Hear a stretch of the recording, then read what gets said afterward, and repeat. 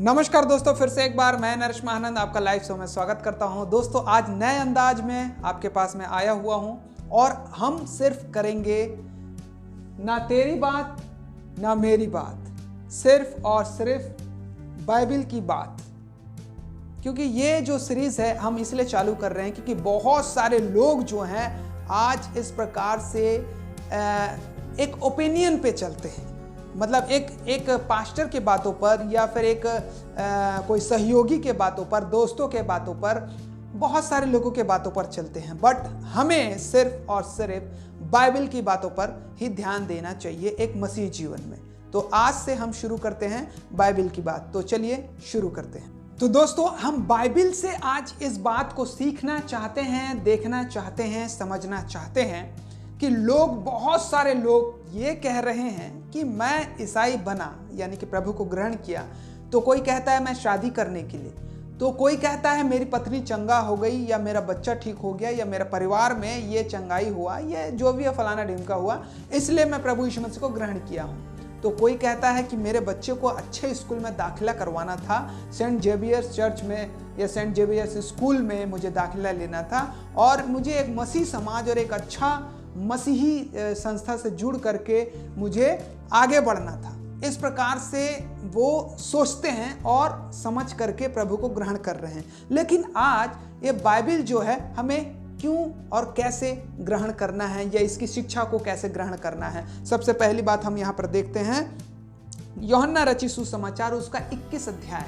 यूहन्ना रचित सुसमाचार 21 अध्याय उसका यहाँ पर लिखा हुआ है कि 21 अध्याय का यहाँ पर जब हम 20 अध्याय उसका 30 और 31 पद। हम बहुत बार ये सब वचनों को पढ़ चुके हैं, बार बार पढ़ चुके हैं। क्यों पढ़ चुके हैं? क्योंकि हमें पढ़ाया जाता है लेकिन हम ध्यान नहीं देते हैं। लेकिन हम सिर्फ आज बाइबल की बात, ना तेरी बात ना मेरी बात, सिर्फ और सिर्फ बाइबल की बात हम यहाँ पे करना चाहते हैं। तो बाइबल कहती है यूहन्ना रचित सुसमाचार 20 उसका 30-31 में कि यीशु ने और भी बहुत से चिन्ह चेलों के सामने दिखाए जो इस पुस्तक में लिखे नहीं गए, परंतु ये इसलिए लिखे गए हैं कि तुम विश्वास करो कि यीशु ही परमेश्वर का पुत्र मसीह है, और विश्वास करके उसके नाम से जीवन पाओ। तो मसीह है, मतलब इस जो हम मान रहे हैं जिस चीज को, वो कहना चाहता है कि हमें बाइबल से विश्वास करना है। हमें किससे विश्वास करना है? कोई चंगाई से नहीं। चंगाई तो होगा ही होगा, मैं नहीं बोल रहा हूं चंगाई नहीं होगा, चंगाई होगा। लेकिन आप किस चीज के लिए आए हैं? आप किस चीज के लिए प्रभु यीशु मसीह को परमेश्वर का पुत्र मानते हैं? आपके पास क्या सबूत है? तो ये है सबूत, बाइबल है ना। तो ये हमें यही विश्वास करना है कि हम जो हैं, कौन है हम एक अन्य जाति हैं, लेकिन जब बाइबल पढ़ते हैं तो इसके चिन्ह और चमत्कार को, इसके जितने भी स्टोरी हो उसको विश्वास करना है, और इसी विश्वास के द्वारा ही हम जीवन पाएंगे। तो हमें किस प्रकार से विश्वास करना चाहिए? हमें इसी प्रकार से विश्वास करना चाहिए और इसी बात को ध्यान रखना चाहिए कि हम सिर्फ और सिर्फ उद्धार और अनंत जीवन पाने के लिए प्रभु यीशु मसीह को ग्रहण किए हैं। हम क्या करें हैं? उद्धार और अनंत जीवन को पाने के लिए प्रभु यीशु मसीह को ग्रहण किए हैं, और यही बात हमें दूसरे को भी बताना है। देखिए, चंगाई मेन रीजन चंगाई नहीं है, मेन रीजन है उद्धार, मोक्ष, अनंत जीवन।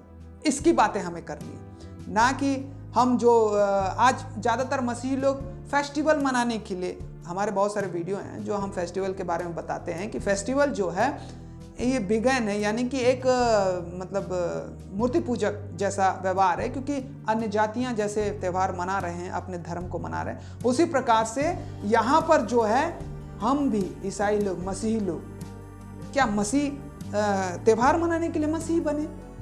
तो त्यौहार से क्या रिलेटेड है?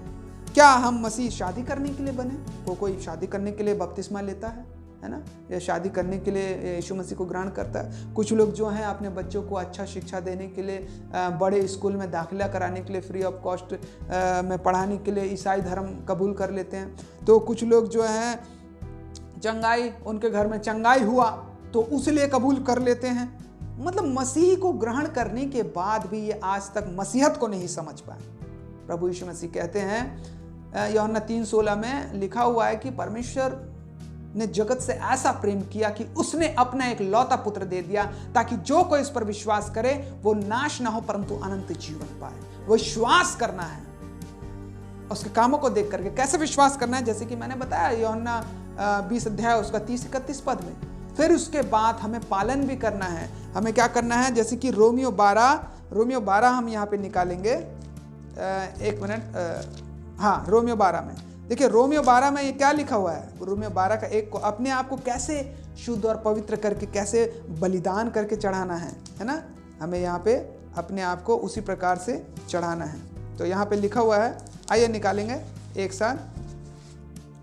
रोमियो की पत्री उसका 12 अध्याय, यहाँ पे लिखा हुआ है, इसलिए हे भाइयों, मैं तुमसे परमेश्वर की दया स्मरण दिलाकर विनती करता हूँ कि अपने शरीर को जीवित और पवित्र और परमेश्वर को भावता हुआ बलिदान करके चढ़ाओ।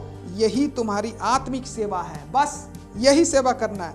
अब देखिए दूसरा में क्या लिखा हुआ है? दूसरा पद में लिखा हुआ है, इस संसार के सदृश ना बनो, इस संसार के सदृश्य ना बनो, परंतु तुम्हारे मन के नए हो जाने से तुम्हारा चाल चलन भी बदलता जाए, जिससे तुम परमेश्वर की भली भांति भावती और सिद्ध इच्छा अनुभव को मालूम करते रहो। परमेश्वर की क्या इच्छा है? परमेश्वर की क्या इच्छा है ये हमें मानना जरूरी है। मनुष्य की इच्छा क्या है, पास्टर की इच्छा क्या है, या दुनियादारी की इच्छा क्या, संसार की क्या इच्छा है, उसको याद नहीं रखना है। नहीं तो मती 7:23 में क्या लिखा हुआ है? हम बार बार मैं उस वचन को मैं इसलिए याद दिलाता हूँ क्योंकि बहुत सारे लोग भूल जाते हैं। मती 7 निकालेंगे, उसका 7:23 में लिखा हुआ है, 21, 22, 23 पढ़ेंगे। जो मुझसे हे प्रभु कहता है, उनमें से हर एक स्वर्ग के राज्य में प्रवेश ना करेगा, परंतु वही जो मेरे स्वर्गीय पिता की इच्छा पर चलता है। वो उस दिन बहुत सारे लोग मुझसे कहेंगे, हे प्रभु, क्या हमने तेरे नाम से भविष्यवाणी नहीं की, और तेरे नाम से दुष्ट आत्मा को नहीं निकाला, और तेरे नाम से बहुत से आश्चर्य कर्म नहीं किए? तब मैं उनसे खुलकर कह दूंगा, मैंने तुमको कभी नहीं जाना। हे कुकर्म करने वालों, मेरे पास से चले जाओ। तो यहाँ से परमेश्वर हमें भगा देगा।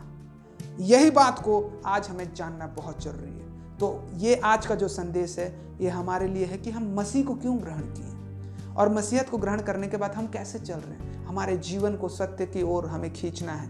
मनुष्य की सांसारिकता की इनकी इच्छा को पूरा नहीं, बल्कि प्रभु यीशु मसीह की इच्छा को पूरा करना। तो दोस्तों आज के लिए इतना ही। हम नए संदेश के साथ फिर से आपके पास आएंगे। परमेश्वर आप सभी को आशीष दे। नमस्कार, गुड बाय।